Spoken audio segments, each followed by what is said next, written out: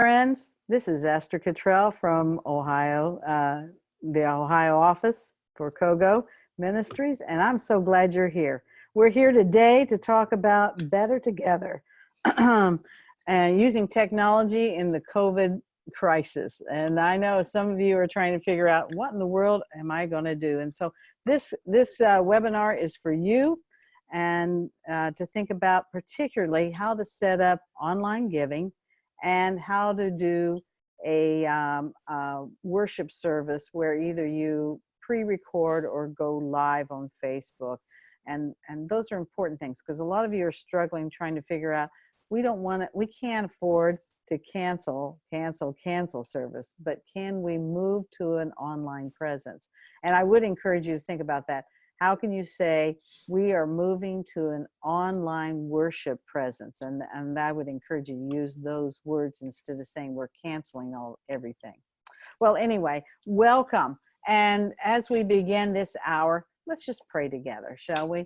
Join me, would you? Lord Jesus, today is a most unusual day.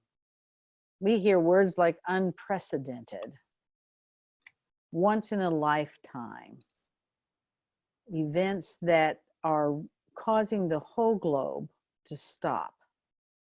And so today, Lord, as we are in that pause mode, would you come and walk among us, sit with us, encourage us, strengthen us, and give us the wisdom we need for this day. So Lord, we pray these things. We ask that in this hour together, that you would guide and direct us and give us minds to think together and ears to understand. These things we pray in your name, Jesus. Amen. Well, some housekeeping things I want you to know ahead of time is that at the bottom of your screen is a chat option.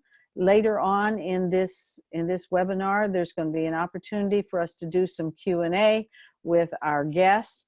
And that's a great place to put a chat in there. Demetrius Booker will be monitoring those chats and helping filter those chats in so that we'll be able to answer your questions, or at least put your questions out there, and we'll try to answer them as best we can along the way. I do want you to know some things, that we are recording this webinar, so if you miss some things or you want to have a review of some things that are said, you can come back to it.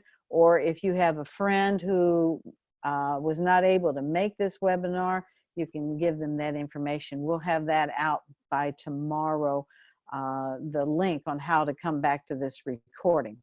I also want you to know that Steve Southard's got a hold of me, a pastor at Salem Church. He wanted you to know that they care about what's happening, not just in their church, but across the board.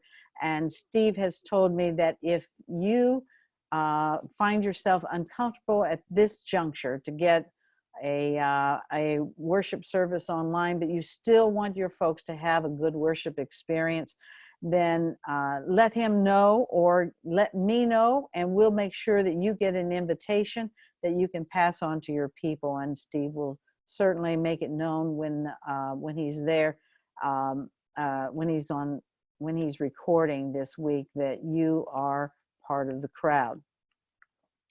Well, I want you to, before we get started with our guests, I want to introduce them to you. We have with us today Nate Hultz, who is the pastor in Ontario at the church on the Avenue, and Nate is Nate and his wife Liz came there just about 2 years ago, and they've been able to see a tremendous turnaround in that church. And as they have seen that turnaround, one of the things they have done is they've instituted online giving in a church that was, when they arrived, mainly folks that are the seniors. And so Nate, if you just want to give a real quick welcome, and then I'll introduce Chris, and then I want to share a few things, and then we'll get started. Yeah, hi, I'm glad to be here today. Excited to share with you guys a little bit of what we're doing, and in any way that we can help even moving forward. I'd love to do that. You're more than willing to contact me as well. And my email is nate@churchontheave.com. And that's another way that we can stay connected. And any way I can help you with this process of doing online would be, if it would be helpful to you, I'd love to assist you in any way that I can do that. So yeah, thanks for joining us today. Thanks, Nate. And our second guest is Chris Allen. Chris is the founding pastor of the Hopeland Church in Vandalia, Ohio, the Dayton area. And Chris has some unique experience that he brings to bear. He and his family owns a video conferencing business. And so he's learned a lot through the years about video conferencing.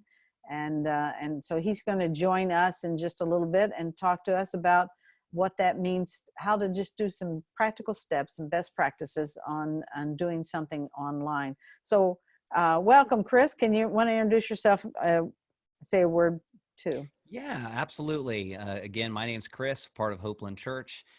We love video and technology, and we think that it is something that can seem really daunting, but given all the new technologies that are available, it's something that's become easier than ever. And we want to help walk you through that today, and I'm looking forward to it. And I'll also love to provide my contact information. You're welcome to send me an email at chris.allen, ALLEN, at hopelandchurch.com. And I will get back with you. And we want to see you be as successful as possible in all your churches as we're facing this really unusual circumstance and possibility to reach people we wouldn't normally reach. Thanks, Chris. Yeah, I am excited because I really believe that this is the day that is, it's a wide open invitation for the church to be the church and to live into what we have taught and preached for so long. Well, that reminds me, though, of a story in Scripture.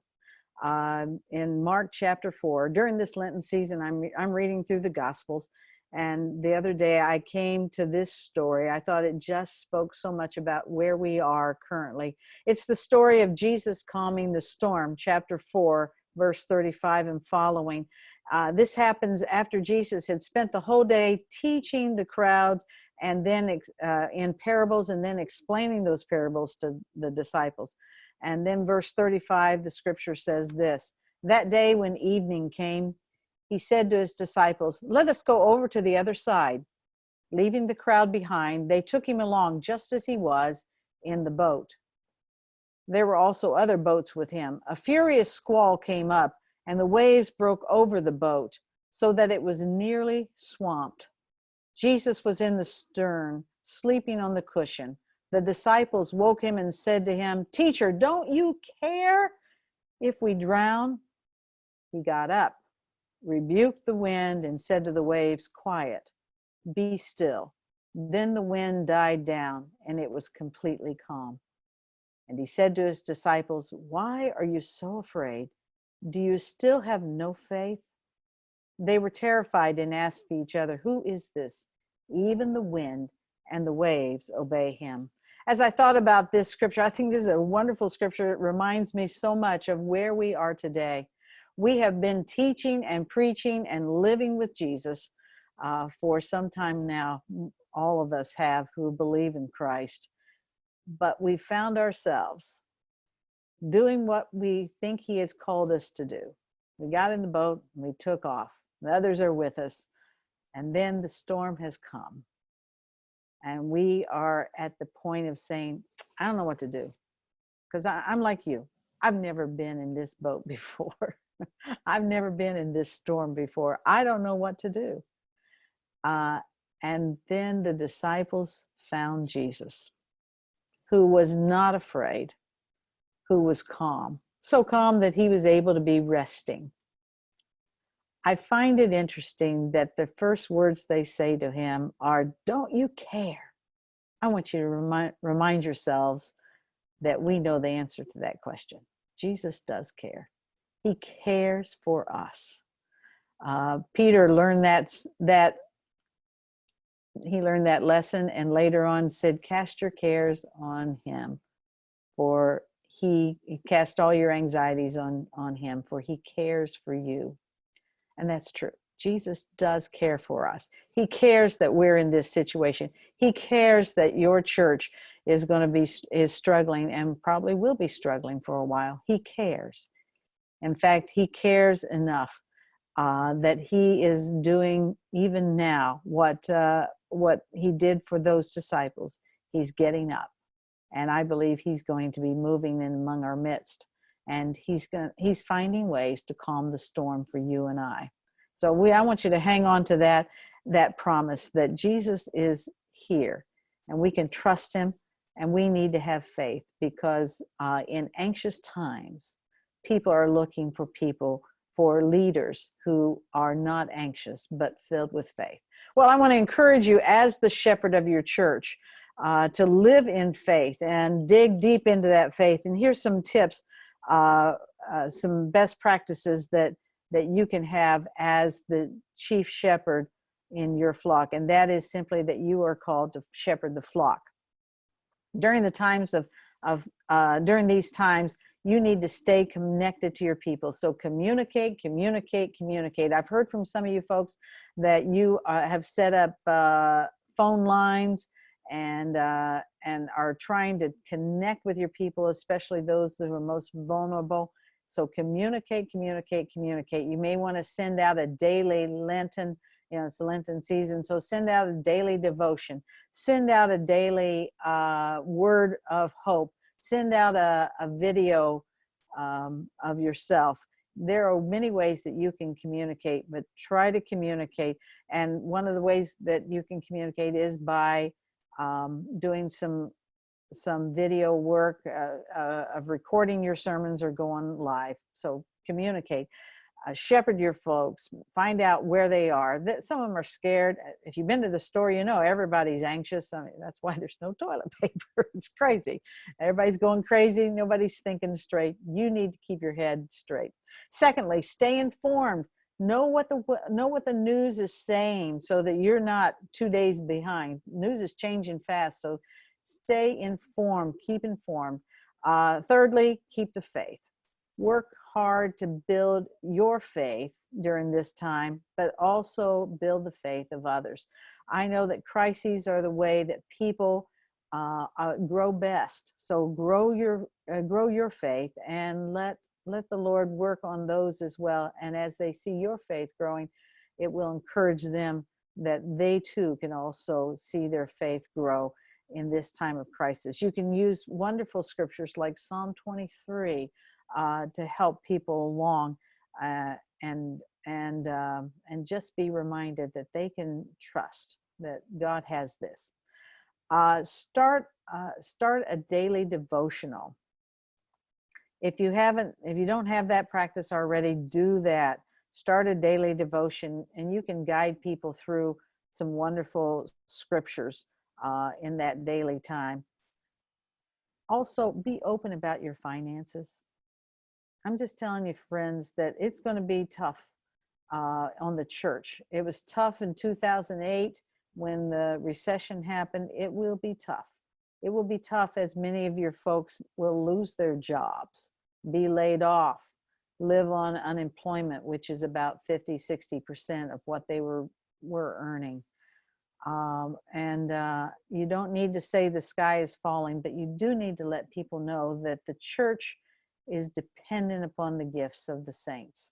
So be open about the finances and let people know how things are going. And then lastly, be a comfort. You can be a comfort today. People will be looking to you to comfort them and help them, especially if this virus begins to hit their homes and not just their pocketbooks, but also hits their bodies. So as great losses are incurred, you can be that comfort for them. Well, remember that we are the church, and the church has been through lots of other stuff before, and we always come out victorious because the head of the church is Christ Jesus. Well, with that in mind, I just want to let's get into our webinar today, and I want to talk with Nate. First of all, and Nate, would you talk with us for a few minutes about how you set up online giving and how people who are listening today can do that in a pretty easy, quick way? Yeah. So when I got here, we didn't have any online giving either, and that had to be something that was going to change, specifically trying to reach families and, you know, people like me do online giving or online bill pay and things like that. So, so I had to start thinking through that process. Plus, we were also a church that was struggling financially because we were dying. And so I had to think of a way to, if we're going to do online giving, I had to think of a way to do it the cheapest way possible, but at the same time, not make it too difficult. And so we kind of talked through the process. I used to have an online business and a few years back. So I got really familiar with PayPal. And so let me show you real quick. I won't take too much of your time, but I'll show you what I'm talking about. Let's see here. All right, can you see that? All right, so this is on our website actually, and you're more than welcome to go here. It's Church on the Ab right here, churchontheab.com, and /give. If you go to the home page, we're up here, it says give. We have this planned out for people, but we talk about how you can do PayPal. Now, PayPal is an absolutely free tool to use for online giving. Now, the only downfall is it takes probably, let's say 5 minutes to get it set up for the first time, which is really important to do that. So, and the reason I say that is because, again, it's kind of a free software. Now, there's steps to do it. It's really kind of like if you're signing up for anything. Let's say you're signing up for a membership of some sort online or whatever. You just kind of have to go through that process. Now, I've created, as you can see right here, I have created a video for our church that we sent out on an email again just this past week, and also just in general, so that people, whenever they get online to give, we want them to see that you can do this. So I put an easy to use video taking you step by step through the process of when you do it. When people actually get signed up for PayPal, they can download the app onto their phone, on a tablet, or they can do it on their computer. And after you get the initial setup, it literally takes 10 seconds to give after that. So in the future, so my wife and I, we get paid twice a month. I don't have to wait for Sundays. And so I just got paid last Friday. So all I did is I pulled up my app, typed in the email to where our giving goes to, and ours is give@churchontheab.com. Typed in how much I'm giving, click send, gone. And so it literally took me 10 seconds to do that once I get signed up. Now you can also do reoccurring on PayPal, but again, it's absolutely free. But I would challenge all of you watching right now, if you don't have online giving, to watch the video tutorial. I think it's 9 minutes and 42 seconds.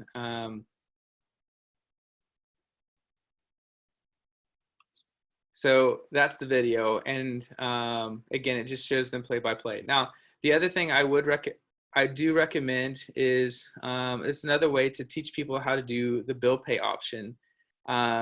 And all they have to do is contact their local bank. If this is unfamiliar to you as well, all you have to do is contact your local bank. You set up a bill pay option, give them the address of your church, and then basically you talk with the bank and they set up the dates that you want this to be sent out as. And then within a few business days, your church will receive a check in the mail from a specific bank that they bank with their name on it, how much they're giving, things like that.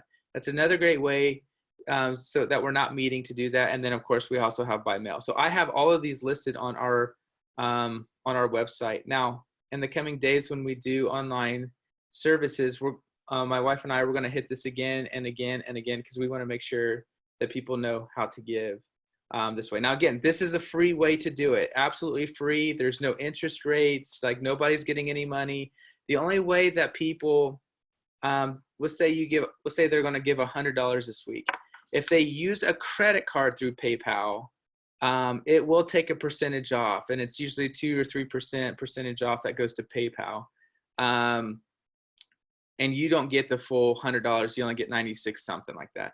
But that's why we teach them to use their bank account, or I'm sorry, straight from their bank or their debit card. And that's a zero interest, zero rate free, that the church will get all $100 through PayPal. Again, it's a little bit set up in the beginning. And we probably have now about, we have a little over half of our congregation, and a number of our older families are starting to do this as well. But we actually sat down and showed them how to do this and set it up, things like that with them. But this video is great to use that for that reason. The only other one that I know of that's got really good ratings that I've used before in another congregation is called Tithely, or it's called Tithely, but it's tithe.ly. If you go on there, right here is where you want to sign up. It's absolutely free to sign up. The only draw, or the only back, is that per transaction usually is the 2.9% plus 30 cents. So again, if they give $100, then they get $2.90 plus 30 cents. So you're not getting the whole $100. Now, to a church like me that was just starting off and we didn't have a lot of money, and to give up a few extra bucks, so that's a big deal. So that's why we went to PayPal. However, if you are a growing, active, moving church, sometimes this is an easier way to set up onto your website. And then it's an easy way to get people to pay, because typically it'll ask you how much to pay, type in that amount. Then they'll ask for you to put in a credit card or debit card, their billing address, and then they can send it. They can set up reoccurring payments on that, or they can also do it one time. And then if you also have specialized giving, they could set up, that's all set up part of that as well. But again, for us, the easiest, simplest way that's absolutely free was PayPal.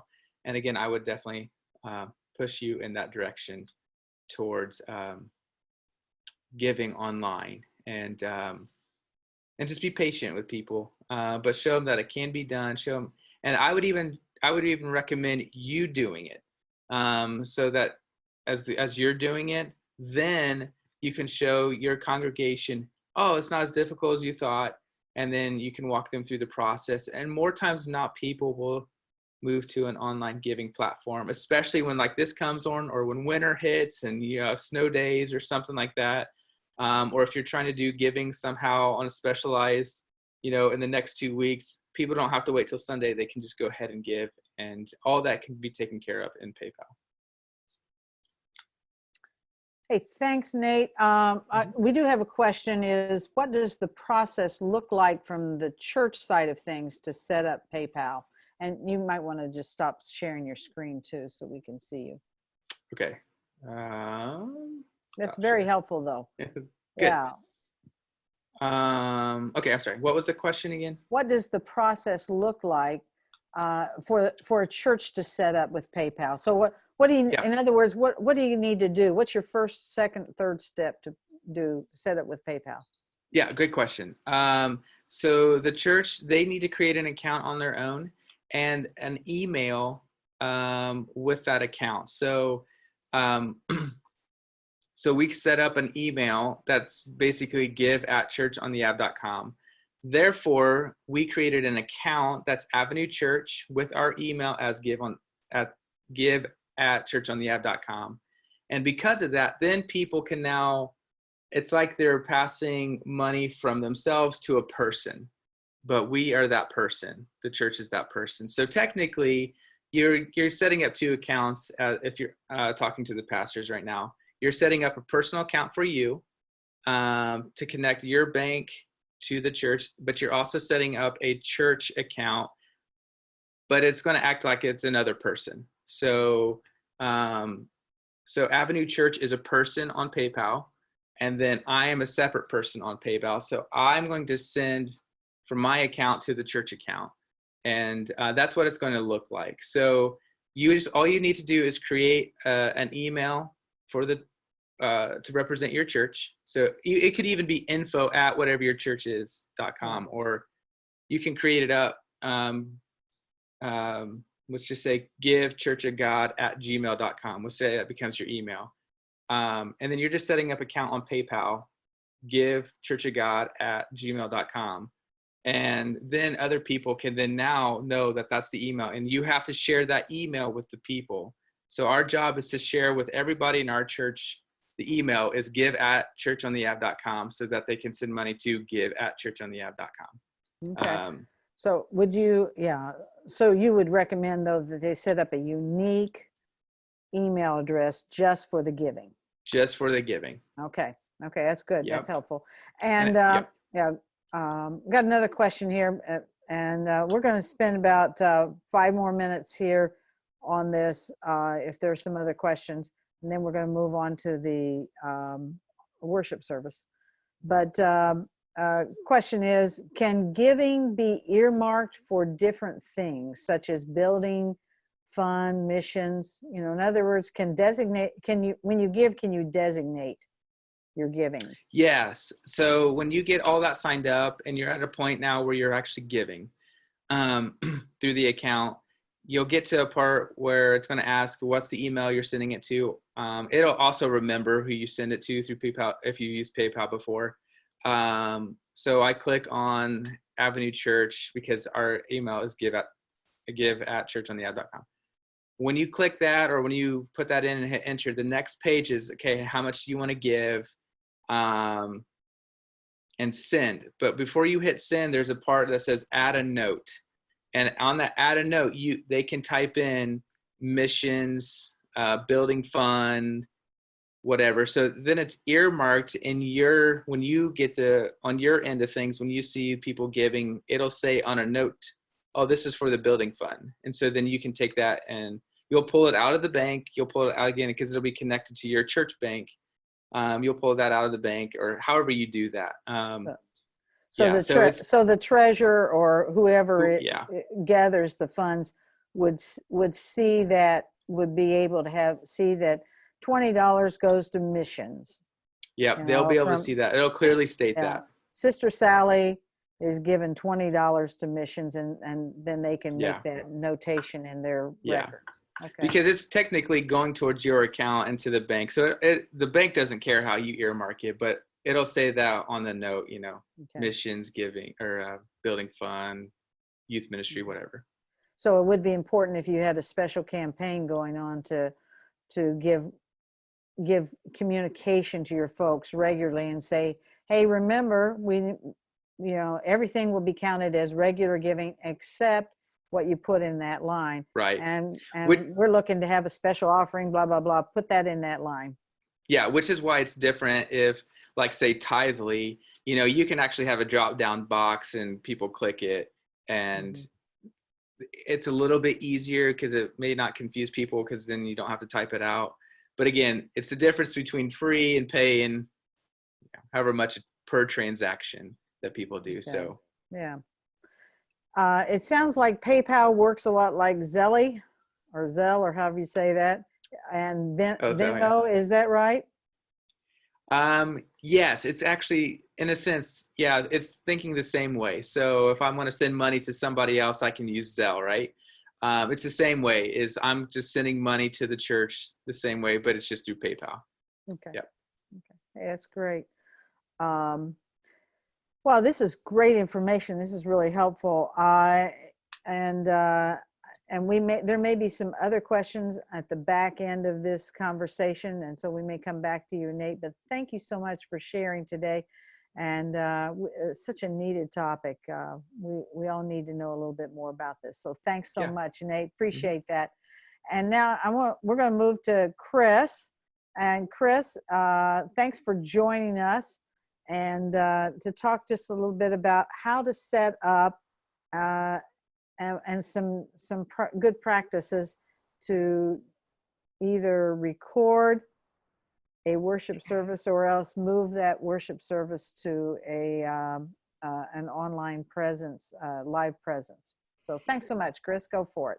Absolutely. Glad to be a part of this. So first of all, I'm just going to start out by just giving you a couple of quick tips on some things that you can do that are really, really inexpensive to help move things forward. So one of those things that you can do, let me go ahead and share my screen here. Okay. There we go. Okay, you should see that. Do you? Yes. Okay, great. So this here is a tripod that you can get on Amazon Prime. It's only $35. What makes it special particularly is this little attachment here, which can attach to your cell phone. And so you can set that up a couple of feet away from you. It's only $35, which I think is a pretty small price to pay to move yourself into a video realm, because most likely you already have what you need to get going. Because what do you need? You just need a cell phone, a nice iPhone or Android. Anything that is multiple generations ago is going to be compatible with most of the modern technologies available. And so this is a great option right here. We can go ahead and put this in the chat. And I don't know, Esther, if I want to send this link to you and you send out so that people can get it. It's very cheap. It's the only thing you probably want to grab. You might even have something, I don't know. But the advantage of this particular one that you order is it shows up in a couple of days from Amazon, and it has that cell phone attachment. One thing to keep in mind as you're doing this, can everybody see this, or is it cutting off? It acts like it's cutting off halfway through my picture No, here. we're fine. I can see it, and I just want to remind folks that we are recording this, so they can go back and pick up the some of the link information. Okay, great. So it's not cutting off half the words down there at the bottom? The last word I see is head height. And it's cutting it off halfway? No, it's fine. Okay, Perfect. it's showing me very weird square. I just wanted to make sure. So this is just a very quick synopsis of how you want to approach doing your video. You're going to want to set up that camera to be about head height, because you get that camera really low looking up, and you're looking up in people's noses, and it's just not the best view. And if you're going to be doing this and making your service something that you want your people to engage in, you're going to want to do just some quick things to help make it as excellent as you can. So get that camera about head height so it's looking at your eyes. And when you're doing this, make sure that you're also looking at the camera, because the camera is them. They are the ones that are on the other side, and that eye of the camera is going to pick up your eyes looking at it. Like right now, I'm looking at the screen, which is you guys, but if I was speaking to you and this was the message, I would stop doing that and I will look straight at the camera. And you may notice it feels more like I'm connecting directly with you now. Although to continue to look at what I'm doing on my screen, I'm probably not going to do that. But while you're giving your message, just keep in mind, keep your eye contact on that camera. The other thing that's good to know is how much distance you want to put between the camera and you. Well, this is pretty important, because not everybody's going to have a really high definition experience. They're not going to have the best internet all the time. You may not have the best upload. And so something you want to really keep in mind is trying to keep your face a big portion of the picture. In fact, what I'm doing right now may not be the best circumstance for what you might be doing from your cell phone. What you're doing from your cell phone, you might want to move that camera a little closer to get your face a little bit more filling the space, because they're going to be connecting with you, with your face, with your expressions that you're going to be making. And so you want to fill that space up with that connection, because again, we don't have that connection that we're having on a Sunday morning, week-to-week basis. So this is a really great practical tip just to help you have that connection point. Now, the question you might be asking is, how do I actually do this? I've never done Facebook Live. I've never done, live streaming service. And that might feel overwhelming. So I'm going to go over a couple of real quick things for you. And the first thing that you should know is that it might be a good idea, and I'll go ahead and stop the presentation for a moment. It might be a good idea to actually utilize a feature in your phone just to record your message and upload it. That could be one of the processes you do, because it gives you a lot of options. In fact, I have my phone connected here, and I'm going to go ahead and share content. Hopefully this works. Let's see. And, oh, that didn't work. I've never used my phone to share content, so give me 1 second here just to make sure. Screen.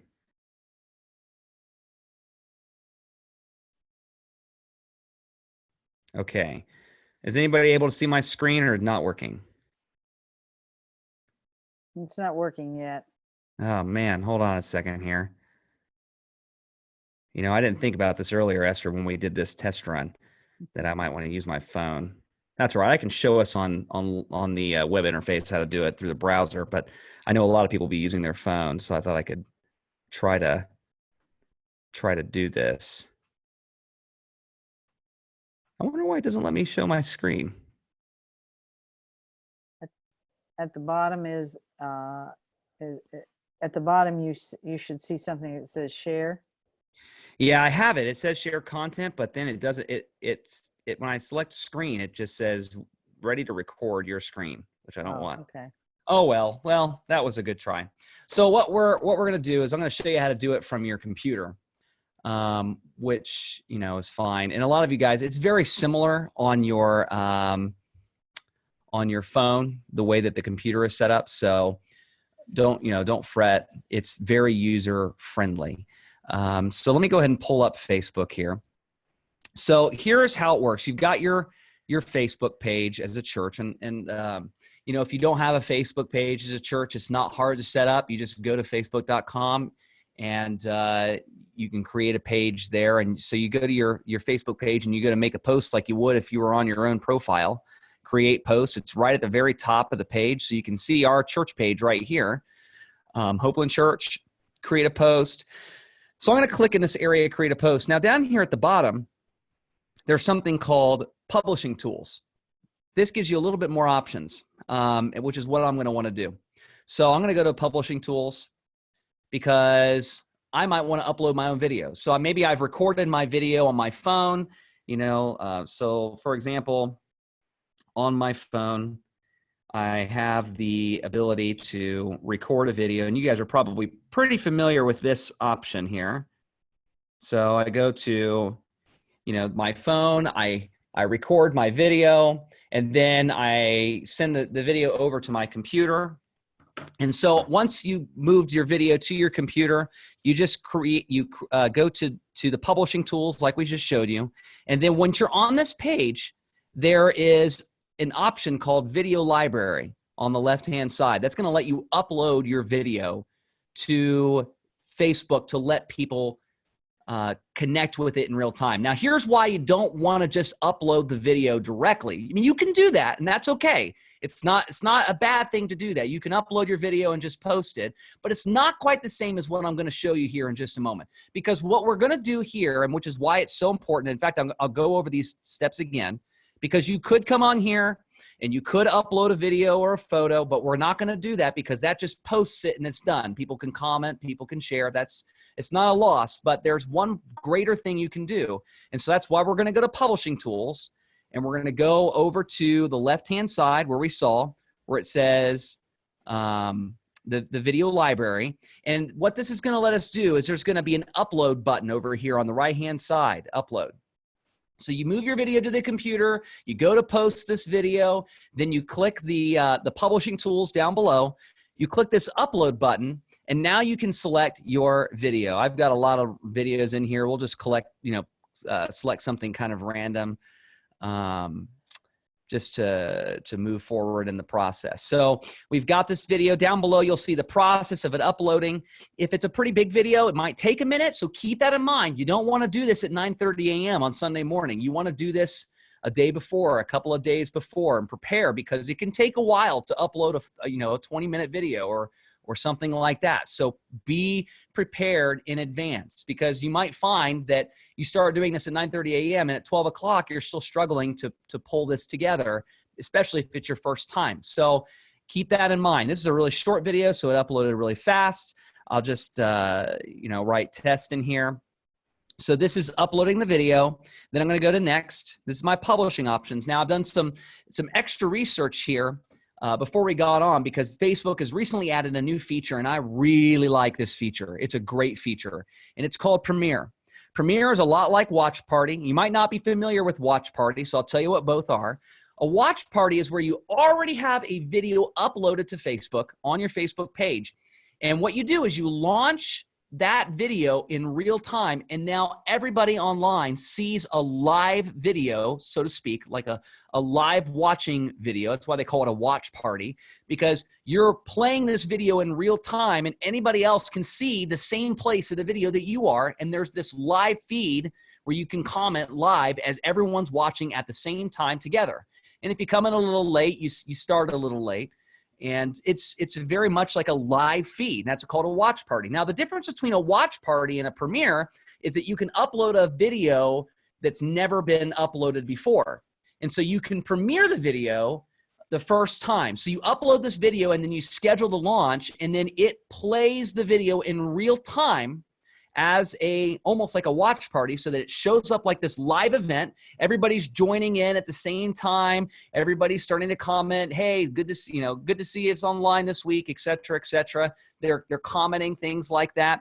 And now, as this is happening, there's this interaction and there's this commentary, and you know that you set your video to launch at 10:30 a.m. or 11 a.m. or 9:30 or whatever your church service is. So you're on there with them and you're saying, hey, this is, Pastor so-and-so, so glad you guys are here. You're commenting as people are going, and somebody asks a question and you answer them, and you're able to engage your audience in real time with this premiere. So in here, you want to set this as a premiere. So again, to review, you go to your Facebook page, you select the post area, you go to publishing tools. Once you're in publishing tools, go to your video library, go to upload. It's very intuitive. You just got to keep in mind these steps. And once you're in your video library, you upload your video, you select Premiere, and then you schedule the time. So here's the time right here. We can schedule it for any time we want. Like 2 o'clock today, which I'm not going to do this because the video selected wouldn't make sense for us to launch, but you can do that. Now, here's the cool thing is that you might want to add an image. A lot of churches have a graphic that go along with their message. Some don't. So either way, you're welcome to do that. If not, it will just select a random frame from your video.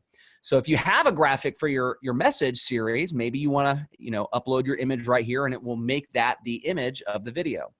So you select your time, and then you go down to the bottom of the page and you schedule the video. So this is the process that you follow to do that.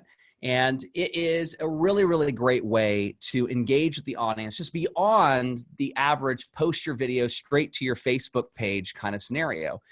It gives you so much more opportunity to connect with your audience. Now, the other side of things that you can do, and I'll show you how to do this as well, is you can launch a live video. A live video is where you're going to set up the camera, which might be probably going to be your cell phone, or it's going to be your laptop in front of you. I got my laptop here. And for, you might not be able to see, but I've got a crate in front of me that's holding up a monitor so I can keep my eye level with everybody. It might be a good idea if you're using a laptop to get like a little crate, a little box from Amazon, something like that. Set your laptop up on it so that your camera is at eye level.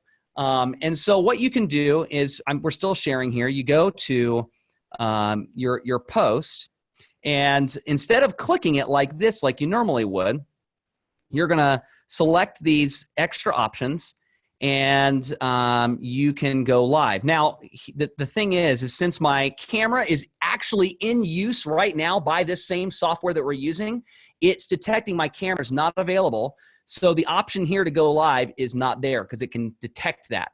And there was no way for me to get around that when I was doing my preparation. I thought, this is going to be a problem, but that's okay. So if you go to your create post, there's going to be a go live option, and you can click that go live right here. Again, it's very simple. You go to your main Facebook page, you click here, and you click go live, and it's going to give you a countdown, 3, 2, 1, and you'll be immediately live on Facebook, ready to go. And so you can connect on Facebook using this method, and it works as well from your phone. Your phone has that same feature as well, and I might even be able to pull that up for you so you can see what that looks like from a phone standpoint, because I imagine a lot of people will use their phones since phones are so easy. So let's go to our church page, and then we will go to the post. Now, I don't know if you can see this or not. I will put this, it's going to be just below create post. So I'm going to kind of hold this up to the camera for a moment. Oh, let me stop my sharing so you can see this a little bit bigger. Stopping the sharing. Okay. So right there, see where it says live on the right there? That's what you're going to click on your phone. So you click that live button, and then you put your phone where you need to go, or you set it on your tripod, and you just go for it right there, and it's going to be great. The truth is that you just need to connect with your church, and the technology it's not that big of a deal if it's not amazing. I think just a few small things are going to go a long way in helping you step up what you're doing to do that. It does not have to be perfect. People understand. Everybody's going through this at the same time. There's a lot of people that are going through a lot of different things, and they need to hear from you. And so this is just some ways to help you take those steps to do that. And, if you have some people in your congregation that are a little bit more technical, leverage them, send them a message, ask them to give you a hand. They probably will. They'd probably be glad to help you do that. And again, we wanted to put this video together just to give you some step-by-step instructions to show you, to walk you through. And one last thing I want to tell you just as a point of practicum is when you're doing these videos, you're probably used to communicating for 40 minutes. You're probably used to having a whole church service. And the thing is that it's just not the same online. You can do that. There's no one to stop you from doing it. You can say, I've got to have that whole time, or I can't communicate what I want to communicate. But I just want to tell you point blank that they're not going to stay for that whole time. The internet is a different world. And so if you spend 40 minutes communicating, you're not going to have that audience. So you want to really consider how to push that to a smaller length. If you get on a lot of YouTube videos where the professional people who make their money from YouTube are online, you'll notice that they keep their videos down to around 10 minutes. Now, does your sermon have to be 10 minutes? No, I'm not saying that. I'm not saying anything. I'm just giving you some thoughts to keep in mind that if you're going to put stuff on the internet and you want to engage people and you want them to stick around and watch your video while news feed stuff is popping up in the right-hand corner, while little messages are showing up from family members, because all these distractions are a real thing when they're on their phone and when they're on their laptop, you're going to want to keep it short. And so keep in mind that people aren't going to stick around. And they're not going to, stay for 40 minutes of a talk, most likely, except a very small segment of the group. So try to condense that thing down, at least down to 20 minutes is a good idea. And if you can get it less than that, I think that's great. Honestly, I think 12 minutes is really solid. 12 minutes is a really good idea. Last but not least is, of course, your band. If you're going to record your band, you're going to record your music, and there's a whole wide spectrum of options, all the way from piano to hymns to organ, and I don't know what you're doing, from guitars to full band, etc. The thing that you can do to do this is very much the same. You're going to set up that camera on your tripod. You're going to keep it about eye level, and you're going to set it in the space where your band is at. And have your tech guy mix it like you would normally to make it sound pretty good, because that camera is going to pick up the audio that your PA is sending out. And if it sounds pretty good in your room, it's going to sound good on your live for the most part. Yeah, it won't sound like Hillsong, but that's okay. It's not a big deal. You just want to get connected to your church, and you want them to really feel like they're connecting to their church from home. And so these are some practical things that you can do. And again, recording in advance and uploading is a great idea. And going live, that's what you want to do, that's a great idea as well. The advantage of going live, and I'll tell you up front, is that it's easier. It's less intensive. It doesn't take as much technical back end to do it. When you upload videos and you're setting times and you're doing all that stuff, that can start to be overwhelming if you're not very technical. And I'm not trying to steer you away from that. I do think it's the better option to do things recorded ahead and post it. I think that is the better option. But if you feel very overwhelmed by that, don't be afraid to just go live and just roll with it, because that will be easier and probably less intensive on you and your group to do that as well. But I wanted to show the full spectrum of what you are able to do and the steps that you are able to do those things. As you're mixing your band, just keep in mind that your cell phone microphone isn't very great, so keep your volume down. A lot of you probably do that anyway, but if you have a louder environment and you're running your PA loud, that can be really hard on your cell phone mic. So just getting a nice sound, even sound across through your PA, that's the best way to record your band as you're going. And then you can walk up and do your talk just like you would afterwards. Or if you want, you can just play an acoustic guitar, or have your worship leader play an acoustic guitar, and then you step in front of the camera and you give your talk. You could do it from a house. You don't have to do it from the church. You can change the environment. In fact, maybe that's a good idea to acknowledge this is different. This isn't the normal. So maybe just doing it from someone's house, having the acoustic guitar worship leader come over, or to set up a piano, a little stage piano, and play a song, a hymn. And maybe you normally do 4 songs. Maybe you want to shorten that up because it's the internet and people don't stick around. Maybe you won't want to do 4 songs now. Maybe you want to do one song followed by a very insightful, helpful, meaningful message in this really difficult time. Your whole entire thing is maybe 25 minutes. I think that's going to go a long way. So I hope that all these tips and some of this will really help you, help your church, will help your congregation, because we want you to be successful in this really difficult time. So Hey, that's the big idea I have for now. thank you, Chris. This is very, very helpful. And I think these are great tips. One of the things I appreciate you saying is that they have 2 options. They could, with Facebook, you can go live, or you can create what they call the watch parties, or even do this new thing called Premiere. Either one is acceptable. If they do the pre-recording and they don't have any experience, I'm hearing you say that they probably need to look into their church to see if there's somebody who is a little bit more technologically savvy than the pastor. Would that be fair? I think that's very fair, and I don't want them to get caught up spending 7 hours and then just wanting to throw something. Yeah, I realize that could happen. Yeah. And I appreciate you reminding people that getting on eye level is real important, because we all look better at eye level than we do. Yeah, I mean, just looking at people's noses, it's a whole nother angle, man. Not your best look, probably. And so I think those are important. I also know that if you end up like me, I'm sitting in my office right now, and I have a chair that swivels, and I have to catch myself because I just naturally want to, move it around. But that's very annoying for people who are watching. So, what are some other those kinds of tips that we need to remember? Absolutely. I think that one of the things that we can keep in mind is just what's visible in our video. So if you're having a video frame that looks like Esther's frame, keep that in mind. You don't want to use your hands a lot in that situation because they can't see them, and it just causes your body to look weird when your hands are doing things off screen, and you look like you're doing a jig. But if you are backed off a little bit, like in my case, the way that I'm sitting, and depending on your, the way you want to set up your environment, you might want to do that. Just keep in mind the way your frame is set up so they can see it. In my case, I can use my hands because you can see them, and that's all right. It just depends on your frame and the way you set it up. Be mindful of weird things that you might do on camera, like Esther's saying. If you have a swivel chair, you don't want to, be going back and forth. You want to be careful, realizing that you're on video, not to go up and touch your face a lot and scratch. We sometimes forget that we are actually actively engaging an audience online. And so that's important. And we don't want to be real monotone either. It's really easy to think that you're just talking to a camera, but you're talking to people.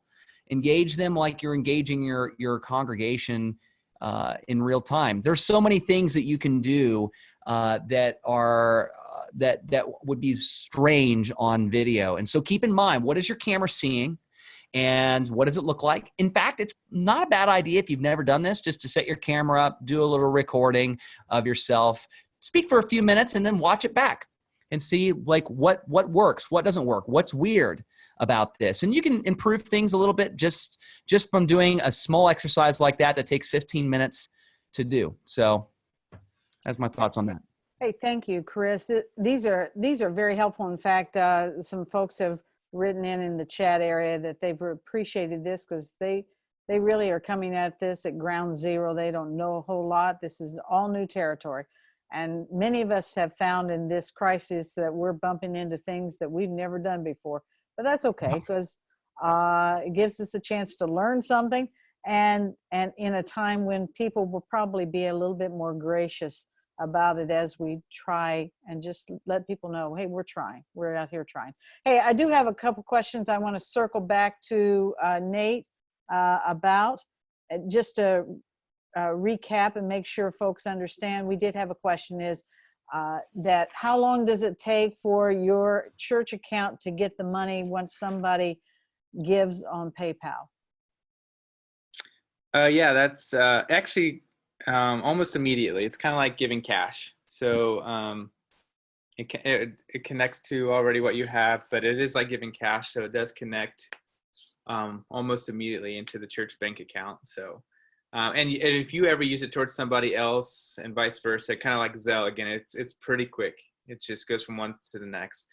Again, you can also communicate to, I don't remember if I said this or not, but again, you can also communicate again that people can use a credit card through PayPal, but again, that charges their credit card, obviously, and then also PayPal gets a percent of that as well. So people can use a credit card, but we definitely recommend just the bank account and debit card. Great, thank you. And also the question was, if we need to create an email, can we use something we already have? But you're saying, no, create a fresh email just for the online giving. Is that right?